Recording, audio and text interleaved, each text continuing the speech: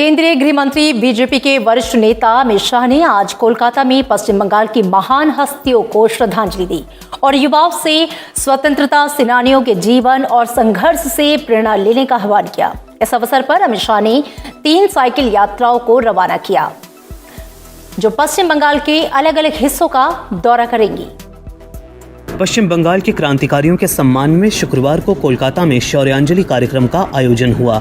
National library में आयोजित इस कार्यक्रम में केंद्रीय गृह मंत्री अमित शाह ने भी शिरकत की। उन्होंने कहा कि नेताजी सुभाष चंद्र बोस को भुला देने की बहुत कोशिशें हुई, लेकिन उनकी देशभक्ति और शहादत भावी पीढ़ियों को प्रेरित करती रहेगी। अमित शाह ने कहा कि सरकार ने एक कमेटी बनाई है जो ये सुनिश्चित करेगी कि नेताजी के जीवन, उनके काम और उनसे जो देशभक्ति के संस्कार मिले हैं उनसे प्रेरणा लेकर देश को महान बनाने में योगदान जारी रहे और पीढ़ियां उन्हें समय समय पर याद रखें। गृह मंत्री अमित शाह ने इस अवसर पर खुदीराम बोस और रास बिहारी बोस जैसे स्वतंत्रता सेनानियों के जीवन पर आधारित एक प्रदर्शनी बिप्लबी बांग्ला का भी उद्घाटन किया और एक साइकिल रैली को झंडी दिखाकर रवाना किया। नेताजी सुभाष चंद्र बोस, खुदीराम बोस और रास बिहारी बोस के नाम पर बनी 3 साइकिल टीमें स्वतंत्रता सेनानियों के संदेशों को पहुंचाने के लिए प्रदेश में 900 किलोमीटर की यात्रा करेंगी।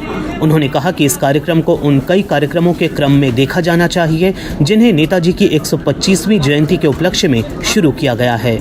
और इसीलिए भारत सरकार ने तय किया है कि 125वां उनका जो साल है उसको न केवल सुभाष बाबू देश के लिए, देश की आजादी के लिए, देश को आगे बढ़ाने के लिए जिन जिन लोगों ने अपना जीवन का बलिदान दिया है, जिन जिन लोगों ने अपनी पढ़ाई लिखाई छोड़कर देश के स्वतंत्रता संग्राम में कूद पड़े, वो सभी को एक बार फिर से जनमानस के अंदर पुनर्जीवित करना और उसमें से प्रेरणा लेकर आगे बढ़ना।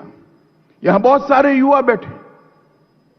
अभी हमने सांस्कृतिक कार्यक्रम में खुदीराम बासु की बात सुनी।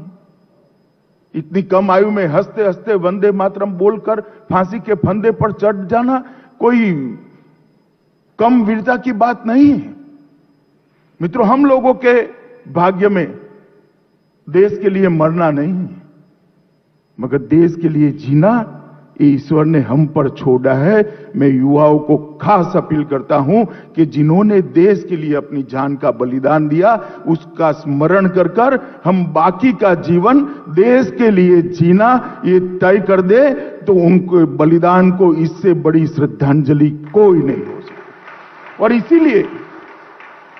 इसीलिए इस प्रकार के कार्यक्रम की रचना की जाती है कि युवा पीढ़ी इसको जाने, समझे, ये संस्कार को, देशभक्ति और बलिदान के संस्कार को स्वीकार करे।